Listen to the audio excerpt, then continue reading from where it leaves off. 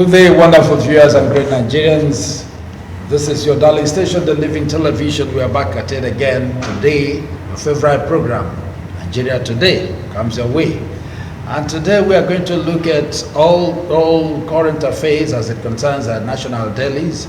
And as usual, we have a wonderful analyst in the studio today who are going to do justice to most of these topics. So stay wherever you are, stay glued to your station and make sure you watch all. Remember, after a break, we will open the phone line so that you can call in. What we have today, 12 days to the swearing in. Joe Biden reminded about Tinubu'S drug trafficking record. Away from that, Tinubu advised to strengthen anti-corruption. Federal government incurs 36.8 trillion naira deficit spending in 8 years. President Muhammadu Buhari baffled at the level of corruption in Nigeria. Now, the National Association of Resident Doctors warned against 5-day warning strike. 4 members of the U.S. Embassy killed in Anambra State. And finally, 2 officers of the EFCC arrested for killing their colleague. These and many more will be coming away. From my far left today, I have Ugochukwu Laribe.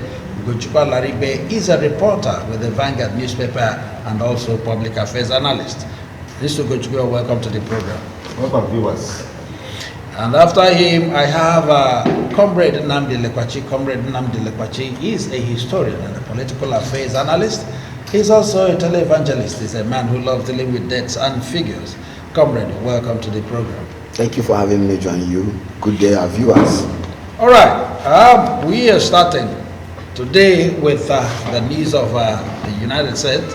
Jeffrey Gutterman, a retired American mental health counselor, has hailed the U.S. President Joe Biden to his words as he urges him to take action against the Nigerian President-elect Bola Ahmed Tinubu, who's accused of trafficking drugs in the U.S. The American Dr. Gutterman also faulted the U.S. decision not to impose visa ban on Tinubu, who claimed undermined a fair election in Nigeria. I want to start with you. Yesterday we talked about the U.S. visa ban to some Nigerians, and today Mr. Gutterman is talking about that one of the major persons that should have first this visa ban should have been Bola Ahmed Tinubu, the president-elect. What's your take on that? Well, my take on that is going to be simple because I do not know who and who are on that list. You must also remember the content of the list was not made public. Yeah. It was not made known, so I don't know who and who are on that list. But there is something about the whole travel restrictions and then the protest being launched by this man now. Bola Ahmed Tinubu, the president-elect, up until this very moment has not been congratulated on president to president, as in leadership level from the office of Joe Biden. The only person who has actually congratulated him is the Secretary of State, Anthony Blinken, and they also congratulated him again 2 days ago. Okay, yesterday he congratulated him again. Now urged him to run inclusive government and then assure that America's interests in Nigeria will be protected in areas of shared interest and then people-to-people ties. But there is something about the whole travel restrictions. We shouldn't be here in the first place where we are waiting for America to sanction our citizens from entering into their own country. It means we have weak institutions. If our laws and the other extant laws or even framework are actually encouraged or strengthened, you understand, to the extent that the punishment stipulated for electoral crimes and the rest of them is severe, that it deters political actors, we shouldn't be here. And that was why I did say that yesterday, that we still have the report of the UWES committee, which was inaugurated the moment Umar Musa Yar'Adua became president. He said the problem he was having then, the headache, was electoral reforms. Now, UWE report made far-reaching recommendations saying, 1, the president should not be the person again to appoint the INEC chairman. That's number 1. Then number 2, he said again that INEC should be independent and insulated from the presidency.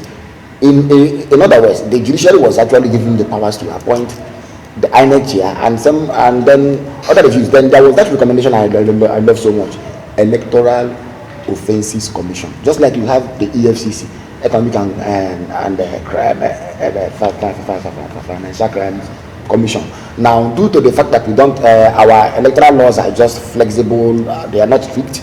Politicians, they are in the habit of violating and flouting and getting away with that. So it is the reason you see Nigerians write to America, write to Britain saying we don't believe that the process of this election was actually credible, including the cancel culture you see, where people are calling out the INEC chair, telling America to deny him visa, and alongside all other actors. But then all that said, they don't see this meaning severance of the relations between Nigeria and America. But then the man has always consistently, I mean, this go to terrorist of the man has always consistently said this. So we also have to understand that Nigeria is a sovereign state. You understand? So that respect as a sovereign entity has to be accorded to it. All right, Mr. Ugochukwu, we are aware that even the president-elect is not in the country, and the Mr. President also, President Muhammadu Buhari, will soon be coming in. And then if we had had a wonderful medical system in this country, maybe most of this traveling, I'm talking about sanction, wouldn't have been anything to most of these our leaders. So with this threat, what's your take on that? My brother has said it all. The issue of what weak institutions, our institutions are weak. And let us also reiterate that Nigeria is a sovereign nation. We always waiting for the white people, for the Western, for the colonialists to come and tell us what we want to do. If somebody had actually run foul of the laws of this nation, that person should be punished. If it is actually that Tinubu was convicted in this, he should not have been allowed to contest in the first place. Because what picture are we painting, having maybe a convicted drug addict being our president? The president is the face of the nation. The president is the image of the nation. Like if he's going outside, is our link with other nations. So will it not be a mockery? Like maybe when he goes to America, they will say, look at they'll be flying, they say, look at the man we convicted some time ago. He's now the people's president. But the problem we have also noted is that the interest of America is that only interest. It's not even your interest. They don't care about your interest. Yeah. We need to understand that. And if we are practicing democracy, let us practice our own brand of democracy. Not the American democracy we say we copy it. Because if we actually copied it, we won't be having something like jumbo salary, fighting over who will be Senate president, who will be this, who will be that. Let us practice and tailor our own democracy to our own culture and our own standards. So, let me not talk much because the matters are already in the court. Let it not be said that we are practicing the court, but let our institutions be strong. That is the only way democracy can survive here. And also, you've seen the agitations. People are saying he should not be sworn in. May 29, that is not fixed, that it was hold on May 29. But I don't think such people should be listening to. Let there be that really. But let the judges be courageous and fearless to dispense justice. That is the only way we will have it this time. All right, the federal government on Tuesday advised the incoming administration of President-elect Bola Ahmed Tinubu to strengthen corruption, to strengthen anti-corruption and reform-minded agencies to effectively contribute to robust economic and public finance. Comrade, yes. Talking about corruption in Nigeria, though we have something related to it as we go down, talking about corruption and asking the man who will be sworn in on the 29th, as this present administration, or rather outgoing administration, have they been fair with corruption and corrupt practitioners? It's quite unfortunate. It was one of the campaign plans of President Muhammadu Buhari, war against corruption. People voted for him in the belief or thinking or in the assumption that he was going to actually end corruption. He was going to exterminate corruption. He was going to eradicate corruption. He was going to campaign or vigorously fight a war against corruption, wage a war against corruption, that Nigeria will be corrupt-free. When he came on board and was to travel to the United Kingdom, remember the conversation between the Bishop of Canterbury and the late Queen. Buhari made a statement, everybody believed. He said he's not here to even talk about how, because the man said Nigerians were fantastically corrupt. I think the former Prime Minister, Cameron, said something like that, and to the Archbishop of Queen. Buhari made a statement, everybody, in fact, that resonated with everybody. He said he is interested only in getting United Kingdom to help repatriate the looted funds. But unfortunately, under his watch, we have had to hear that those funds have been relooted. Looted funds returned were now relooted, and a lot of things have happened. So we are even having a situation where in literature there is what we call anthropomorphization, anthropomorphy, as in anthropomorphization, where animals acquire character traits only humans are capable of producing. That rodents, that reptiles, that pythons, that they all swallow money, and nothing has happened. That's why it's fantastic in the negative sense, and that's why people say Nigeria is a theater of the absurd. Then, if you talk about the sentencing of the news, actually threw me off balance when they say reform-minded institution. That's unacceptable. There is no reform-minded institution anywhere, yes, in existence to fight corruption. And they said they were urging Tinubu to strengthen. Yeah. So what is he going to strengthen? Is it that Tinubu is going to leverage what they have done to strengthen, or that Tinubu is starting from the scratch? Because for me, Buhari took Nigeria light years back in her campaign against corruption. Even Jonathan was better.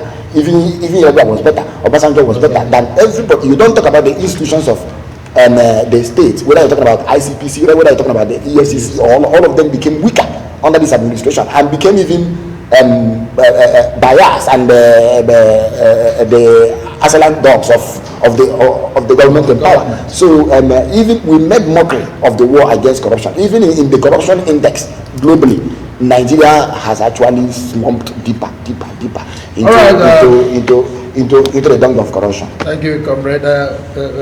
Mr. Ugochukwu, they are talking about asking Tinubu to strengthen anti-corruption in Nigeria and also to ensure a robust economic and public finance. What's your take on that? When I read that this one, I was just like laughing, because there's a saying that you don't use a corn to block the rat hole. Tinubu is not qualified to strengthen any anti-corruption fight. He's not qualified. His records says it all. That he's not qualified. He's been convicted for drug narcotics. At the end of the day, if you ask me about corruption, we are yet to confirm that, because that was not done in Nigeria. The papers are all over the papers are saying it, but no Nigerian court has convicted him. No Nigerian. Will you be waiting for? The law is the law.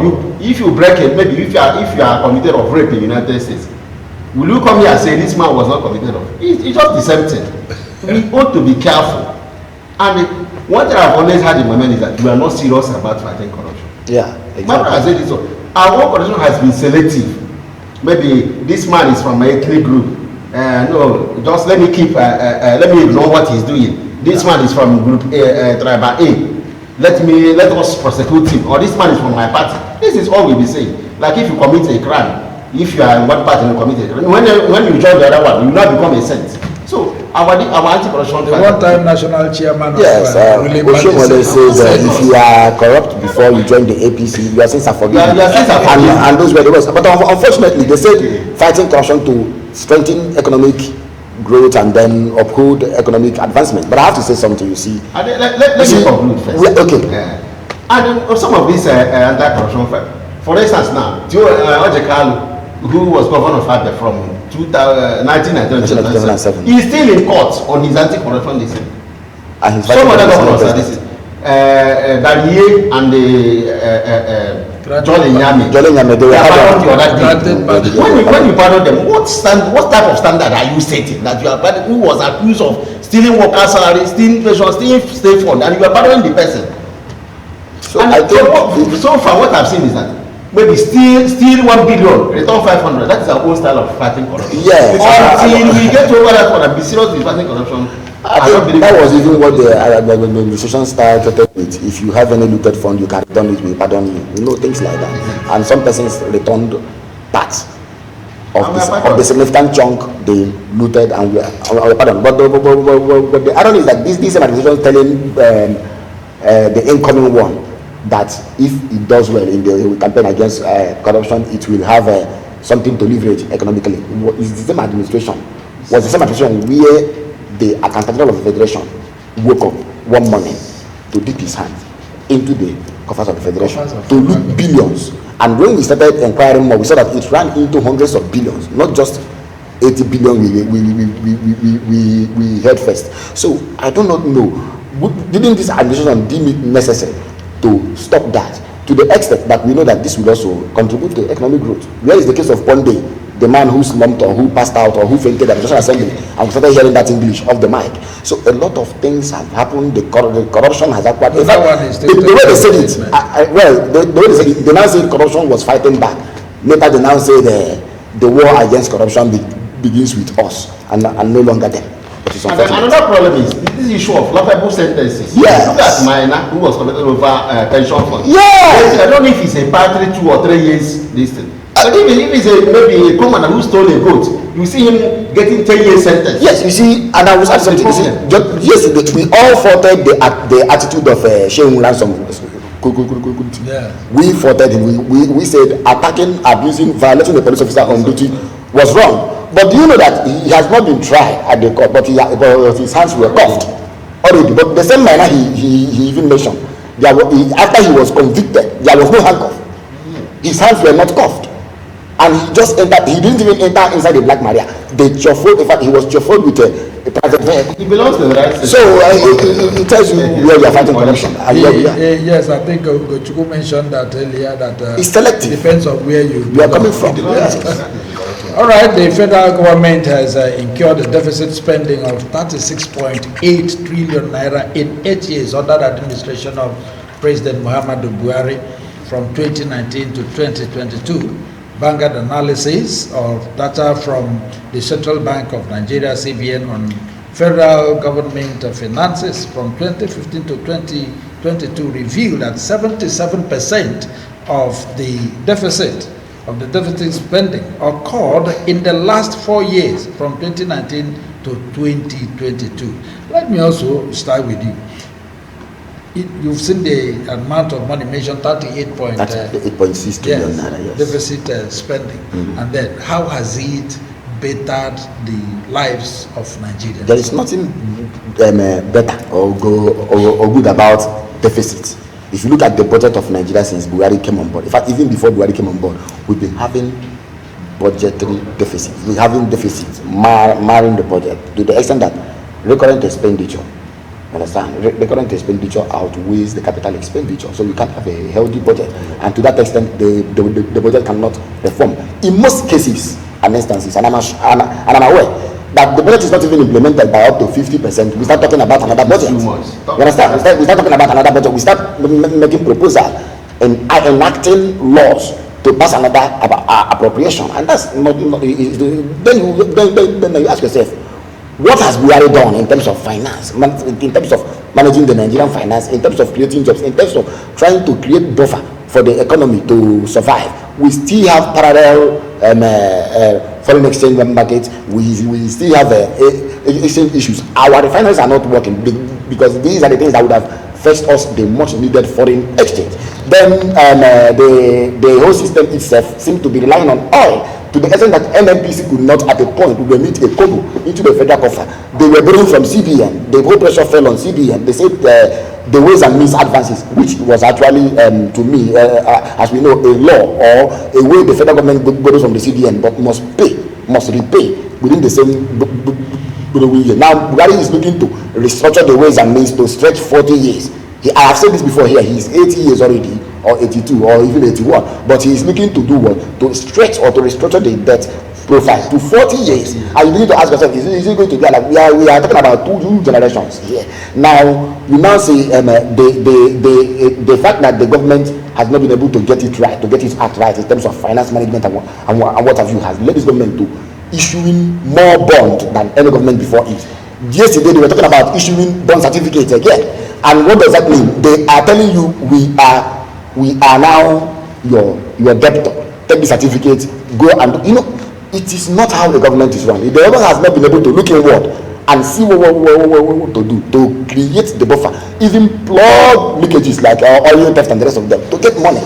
All right, Mr. Ogochukwu, the thing is blamed the major factor behind the spike in this deficit spending is steady and sharp increase in fuel subsidy.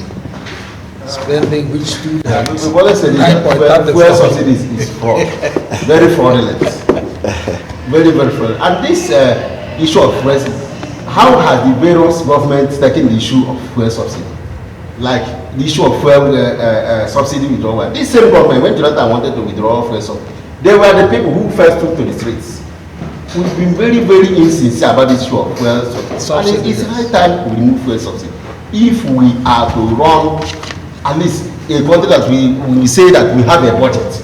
If you're looking at the issue of budget, how, to what extent or to what percentage has our budget been implemented? My brother says 50, I was not going to say 50. If you make analysis of each of our annual budget, you can't even get up to 30%. Corruption, lack of commitment to the issue of appropriation, ways and means and all that. So we have to get a very, very an experienced administrator. I'm not saying Tinubu is coming. He's not experienced too, but we need an experienced administrator who will look at what is happening around this issue of leakages, like the issue of stolen crude. The other time, Nigerian crude was abandoned in, is it Russia or this thing? And some people went and sold it, shared the money. The president who claimed to be fighting corruption who is the minister of petroleum, and who is also the minister of petroleum, was aware. Till date, nothing has been done. And we heard about is it 40 trillion naira contract, 40 billion naira contract given to Tinubu'S? Yeah. And this business has been going on. Like, I don't know who said it, that oil smuggling, oil theft is not a poor man business. Yeah. It was Tinubu who said it. That nobody in this hall was talking about to an audience. That nobody in this hall can steal oil. That is a big man's business. So if you look at it, he's the top military brass, top government office, even those, some of those are the presidents that engages this. What has the president done? Okay, shortly before we go on break, it's also important to, when you talk about this oil subsidy, it has always been there. Yeah. It was there before Basaji, it was there before Yaradua, and even Goodluck Jonathan. Exactly. Then why are we particular, this administration particular about this subsidy now? You see, this administration told us a very big lie, a huge one. When I'm saying it and I'm saying it on camera, when Buhari came on board, the biggest lie he said about this subsidy was that he has ended subsidy removal. He has ended the subsidy regime, and he said he has introduced under recovery payment. What is the meaning of under recovery payment? Simply means that the NNPC is now the sole marketer of the product. And what did it even cause? It created more problems because along the value chain or along the supply chain, there were leakages. You understand? NNPC, through the Nigerian Petroleum Product Marketing Company, a subsidiary of NNPC, now is the only one selling the product, except when these other independent marketers can get wave like fuel for petrol or something like that. But you will see that we have actually spent more in subsidizing than we have actually done before. Then we started hearing about theft. The meaning was that when they introduced this on the recovery payment, the cost of shipping this product, because this product lands in mother vessel, and then the marketers will send daughter vessel so to go, and then pick them up. The rackets going on at depot, various depots, whether an NPC depot or private depots, the racket going on there. Then are we even talking about how our products have found it? Do you know at a point, ships, I'm talking about ships and ocean going vessels will come from places like Malabo, Central African Republic, anchor inside the because here is a coastal state. They will anchor here, they will collect oil, and they will leave the shores of this country. What does the Navy do? What about our NIMASA, the Nigerian Maritime and Safety Agency? NIMASA, the Navy, the military, all of them They have a hand in this, and there must be someone within the presidency sanctioning this. The president is the minister of petroleum. How has he not been able? Why is he not able to extend the crusade against corruption to that frontier? All right, Mr. Laribe, before we go on break, the presidency said yesterday that President Muhammadu Buhari was baffled by the high-level corruption still prevalent in the country, despite efforts made by his administration to fight the menace. It, however, noted that the president was above scandal and had no account with corrupt money anywhere. That is very, very laughable. If the president is baffled, the corruption is right here under his own nose. His son, what of his son that had an accident? The bike with which he had an accident is being quoted to cost millions of dollars. The president's son. So what example is he setting? If you cannot take care of your family, you cannot discipline your family, then that means that you are not under the control of anybody. You cannot control any other person. You cannot even control his ministers. Most of these ministers have been accused of corruption. So I am not to understand how the president will say that he's baffled at the level of corruption here. The president cannot claim to be baffled because that corruption is right happening under his nose. All right, comrade, just in few seconds, I want you to also look at this one. The president said he has, there is no scandal and had no account with corrupt money anywhere in the world. He has an account, but there is no account with corrupt money. To start profiling the president, or even start talking about his family. Because I'm aware that there was a particular bag the wife wore. Yeah, it's there on the internet. I think that bag was actually designed by either Dior or one of these outlets. The bag was quoted to cost 24 million naira or so. Just a handbag.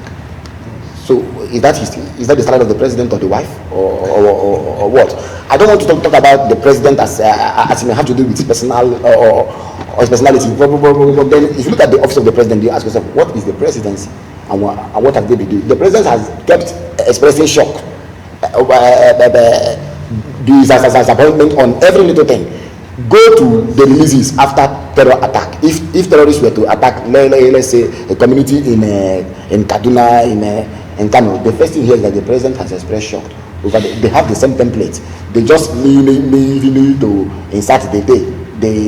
And the place of the incident. They have a template already to tell you that the president is shocked. So the president will remain shocked until he is until his office. So this is somebody who could not even buy presidential form. Yeah. Now his children are in the best school, and he was criticizing. He was the vocal voice criticizing when he had that ill health, or when he had that was taken from Germany to Saudi Arabia. Buhari was vocal criticizing him, saying he should resign. But Yar'Adua never stayed up to 100 days abroad. But Buhari stayed over 100 days abroad for treatment. He began, and I say he began with ear problem. Today, the last one he is treating is toothache. And you begin to ask yourself. All right, wonderful viewers, we're going to go on a very short break. When we come back, Nigeria Today continues. Don't go away, keep watching Living Television. You have a lot of more interesting topics to look at today. Don't go away, we'll be back shortly.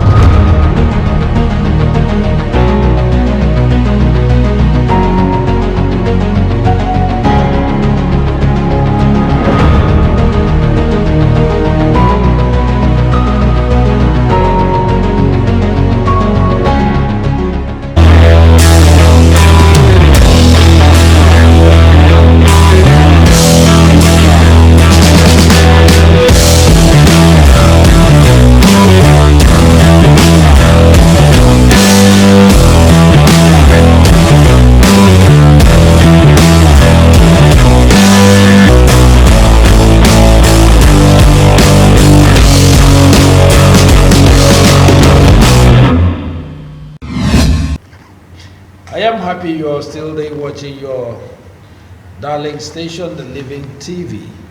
We are still on it, Nigeria Today. The federal government has warned members of the National Association of Resident Doctors to shelve their planned 5-day warning strike. The Minister of Labor and Employment, Dr. Chris Ngige, gave the warning yesterday in Abuja. This time, let me start with you, Mr. Gochuku.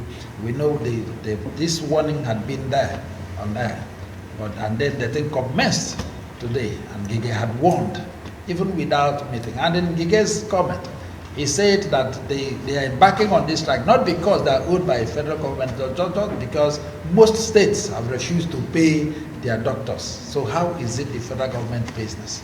That is the problem. As it is with the states, it is with the federal government. We can't get tired of hearing about warning strike, what to do. The problem is that the state or federal government, the governor or the president, we make agreements with these labor unions with no intention of fulfilling it. Is it not the same thing with us? Right, more than 10, or was it that, okay, 2009 agreement. That same 2009 agreement is still yet to be implemented. So what is the essence of getting into an agreement you have no intention to fulfill?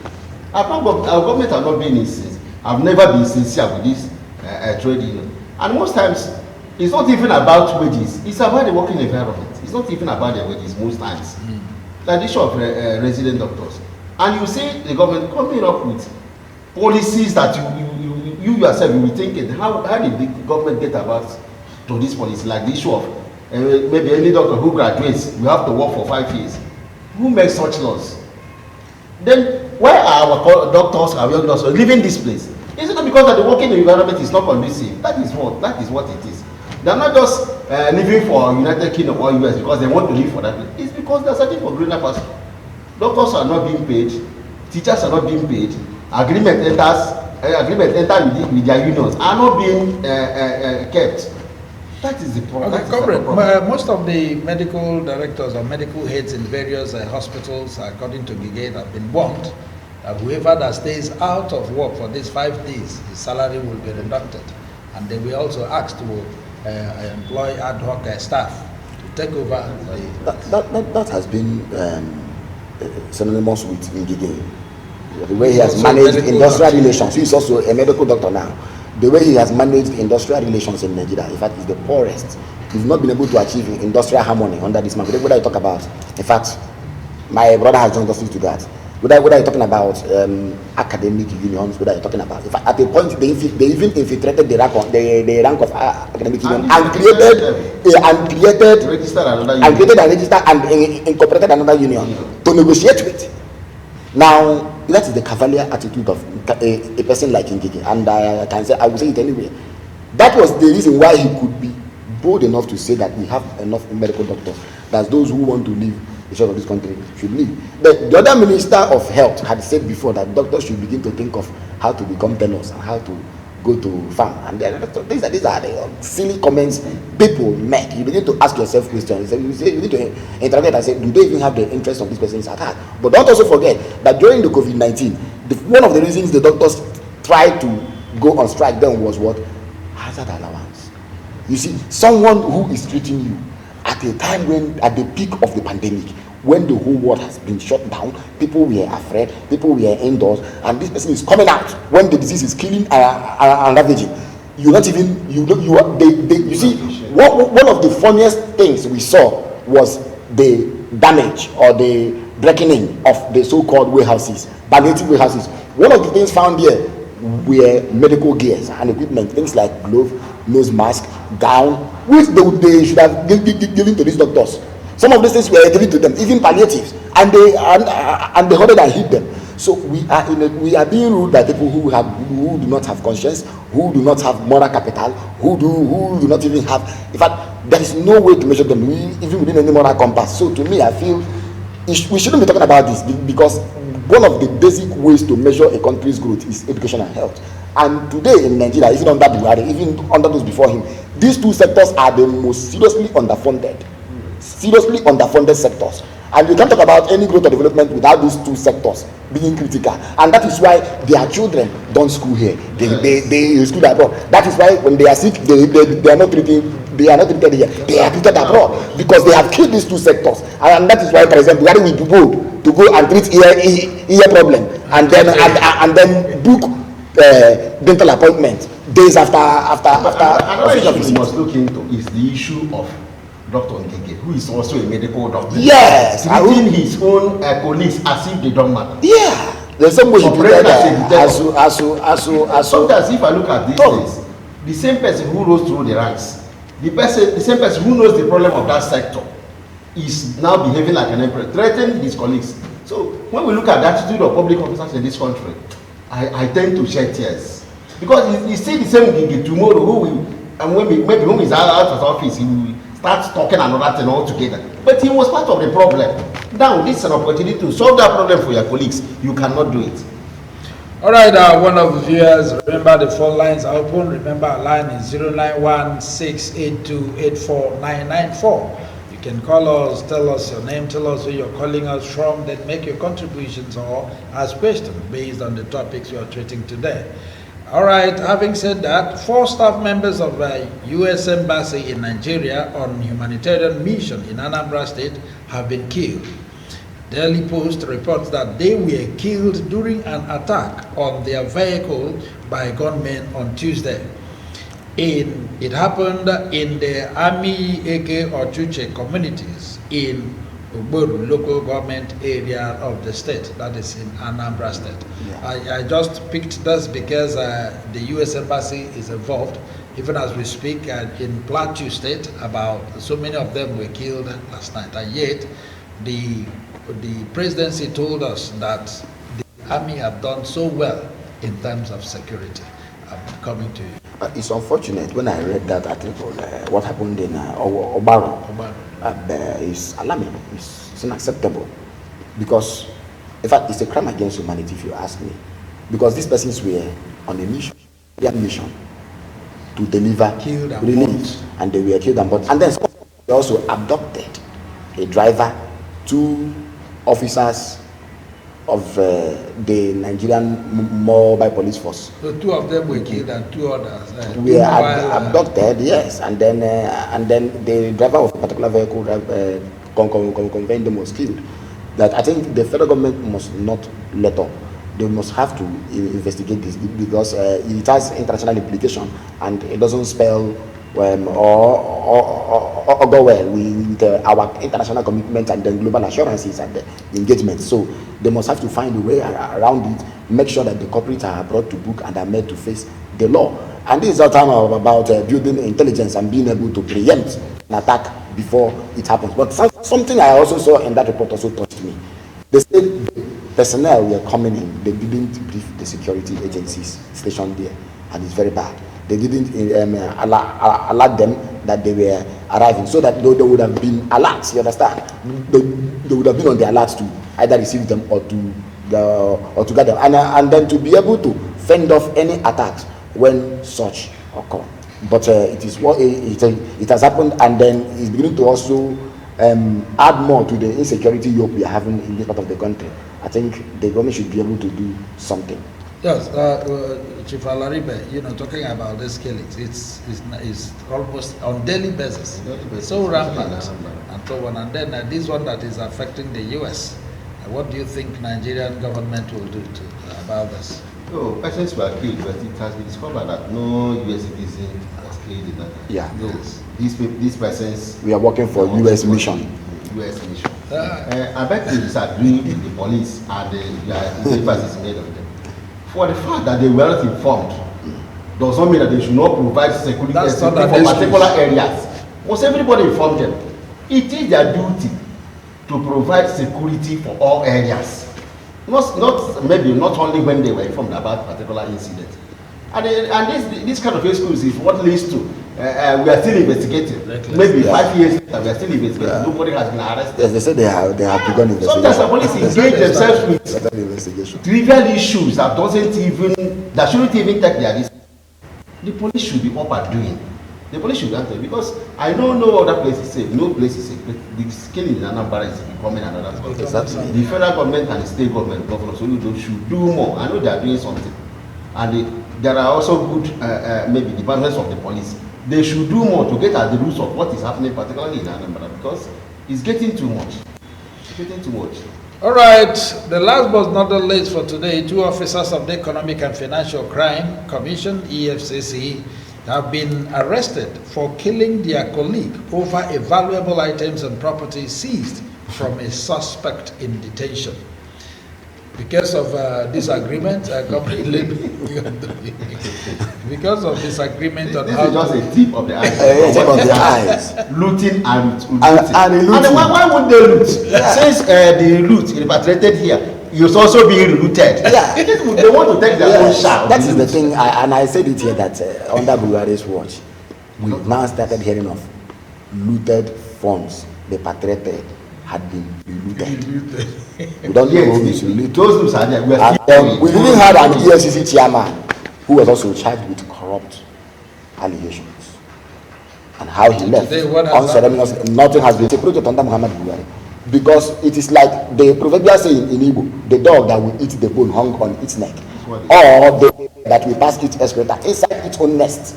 So it is unfortunate with what we are seeing. That and I will tell you a particular story. I will share a little anecdote of my personal experience with this person, but I'm not going to name that particular anti-corruption or anti-graft agency. There was a time I followed them from the civil society platform where we work to monitor, because I work as a monetary and evaluation officer, to monitor those projects our senators and our representatives say they have implemented. It got to a particular senator, it got to his constituency, to his town. The anti-corruption agents or officials were whisked away. I was the only person left there doing report and them doing nothing like that. Where they were taken to, nobody knows, and no man can prove. Even their telephone lines got switched off.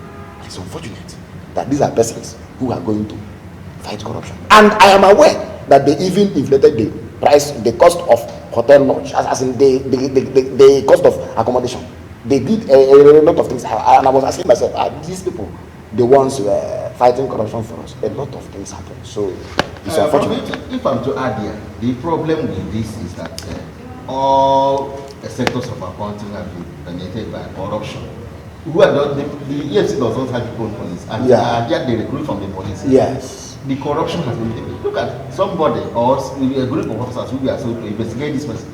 Maybe they got a property. They wanted to appropriate to themselves. The story went that this person said no, this is not good, and he was killed. Yeah, a trained officer. A trained officer. And he was killed just for doing his civic duty. Yeah. He was killed. And most times, if you look at the operations of these arrests, the urge to arrest and parade is the only motivation. That is where it ends. Arrest and parade. They won't even that is why some of these cases fail in court. They won't even have evidence. Just to arrest somebody, maybe take something for him and parade him. Just a little secret. You see, it's been said over time that parading suspects is unlawful. Get evidence, convict that person first before you convict, because that person you are parading, and maybe you paraded in open market in the media, and what of if that person is innocent at the end of the day, will you tender apology? You see, there was a time the court rose to the occasion merely. They were passing out, they were handing down judgments, trying to imprison the EFCC boss and then the one military official. What was the reason behind that? They said the Air Force man, there was a property belonging to somebody they actually appropriated or something. The court said return, and they didn't return. That's disobedience to court order. And that is how this government has been thriving. This government has been ruling through court disobedience. You understand? The court says release Nnamdi Kanu, you detain him. The court says release Ezazaki, you detain him. And the court says release Olisametu, you will detain him. And the court says do this, you will not do that one. And the court told Malami to stop 22 governors in this country from arrogating to themselves, from collecting pensions they didn't pay as governors. A governor will serve out his term without paying pension. But when once he leaves office, pensions from the state fund start coming to him. 22 states are doing this, including Nigeria here. Lagos State, Rivers State, they are all doing this thing. And the court say, stop it. Attorney General is yet to even begin any action towards that direction. Is that how you fight corruption? So another issue is this issue of the EFCC officer Kenya. I'm suspecting a connivance of the higher authorities, like in the EFCC. That property, maybe they want to share. There's no way a senior official will not be aware of that deal. It's possible. That is problem, because if you look at this, these people now, they will be arrested, kept somewhere. Before you know, they will post it to Sokoto. They are reporting to Sokoto. They will post it to Enugu, post it to Cross River. And before you know it, we hardly follow cases here. That one is gone. You see them having promotion. What has happened to those who are charged with killing the Apo-6? Apo-6, some of them are being promoted. Yes. Who should have been like this? They were promoted. Yes. So the connivance of these high offices in such and the top brass is the problem, because if these people know that their officers are not aware of this crime, they will not even try it. All right, our wonderful viewers, that's the much we are going to take today. If the water, if the cloud wave, it gets dirty, we use the water and soap. But when the soap and water gets dirty, what do? That is where we are today. And Nnamdi Elekwachi, we are glad to have you today. Let's have your parting word. Okay, my parting word is that since everything we talked about today seems to be anchoring on corruption, we have to amplify the crusade against corruption. We have to be serious about it. It's not just to make or to parrot or to even talk much about it without putting the framework in place. The laws must be there. For example, we have a report from Ube's committee saying let there be electoral offences commission, which will try electoral offenders, those who go to bribe people, those who go to induce voters, those who intimidate them.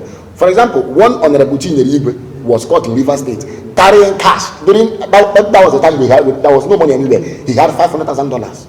Where is he today? 500, and the details of how to share the money among security agencies, the electorate, party agents, and the rest of them we are all there.